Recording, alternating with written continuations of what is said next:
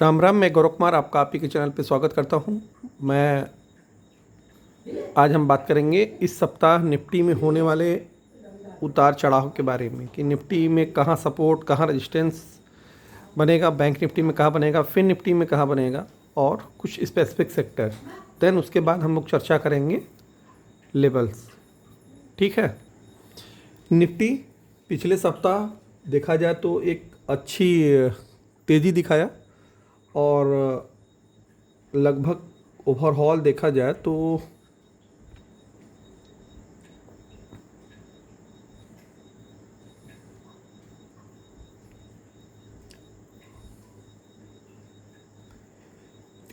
पाँच trading session में लगभग 600 पॉइंट की तेज़ी निफ्टी में दिखाई दी और निफ्टी अपने लाइफ टाइम हाई के आसपास फ़िलहाल ट्रेड कर रहा है।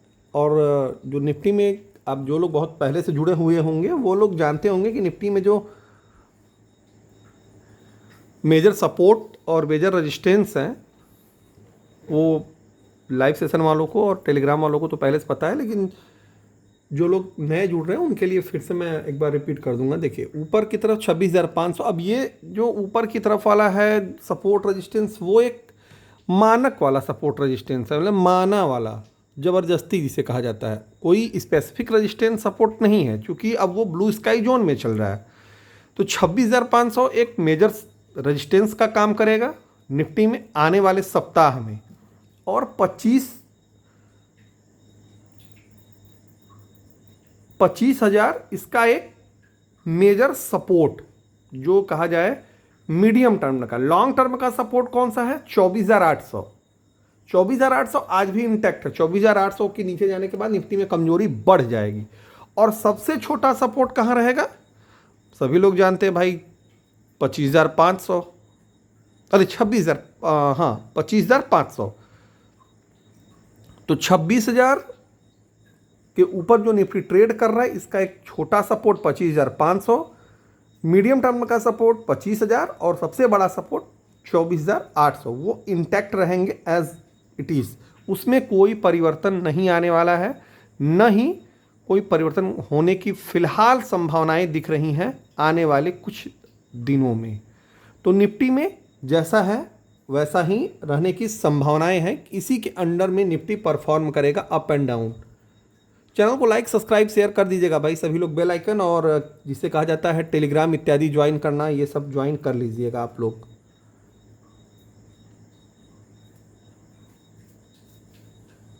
निफ्टी बैंक 52,000 के ऊपर ब्रेकआउट दिया। देन उसके बाद इसने भी लगभग अपना लाइफ टाइम हाई बनाया 54,467 रुपये का। वहाँ से इसमें थोड़ी करेक्शन आ गई है, 1% के आसपास देखा जाए तो। ये शुक्रवार के ट्रेडिंग सेशन में क्लोजिंग दिया। देन उसके बाद यहाँ से इसका जो मेजर सपोर्ट है 54,267, 54,467 से मेजर सपोर्ट है इसका 53,500। 53,500 इसका एक छोटा सपोर्ट है।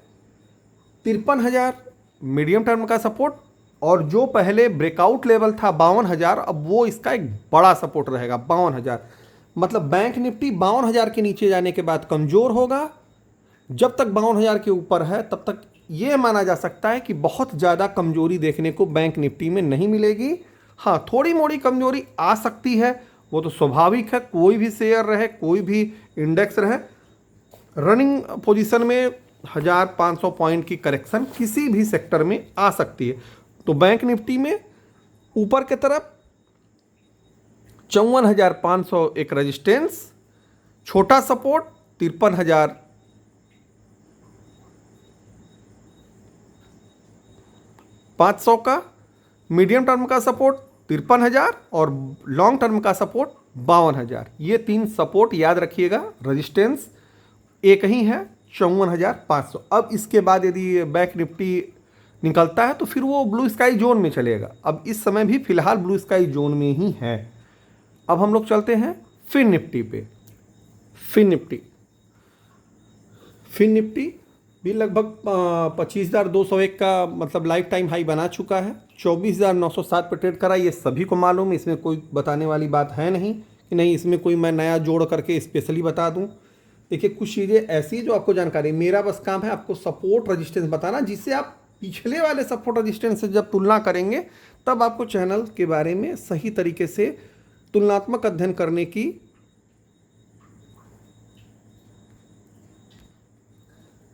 ठीक है।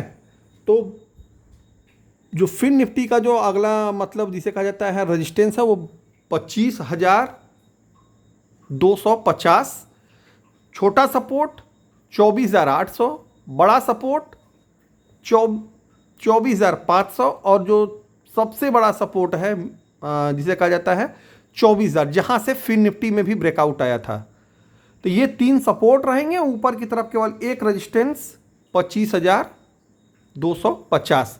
25,250 के ऊपर निकलता है तो ये फिर से लाइफ टाइम हाई बनाने की तरफ अग्रसर हो जाएगा, और जब तक 25,250 के नीचे है तो हो सकता है कंसोलिडेशन फेज में जा सकता है ये, या हो सकता है कि नीचे की तरफ 24,000 फिर से एक बार टेस्ट करे।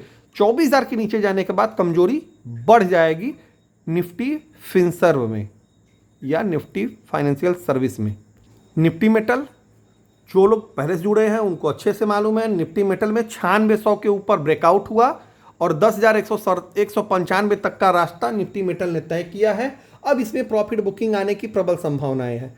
तो निफ्टी मेटल मतलब आप लोग जाकर के ऑप्शन फ्यूचर इंट्राडे न करिएगा, निफ्टी मेटल में पहले प्रॉफिट बुकिंग करने के बारे में सोचिएगा। मतलब मेटल से रिलेटेड जो भी शेयर हैं आपके पास उसमें थोड़ी मुनाफा वसूली कर लीजिए। थोड़ी मुनाफा वसूली का मतलब ये है कि जैसे आपके पास 100 शेयर उसमें से 20, 30, 40 शेयर बेच दीजिएगा।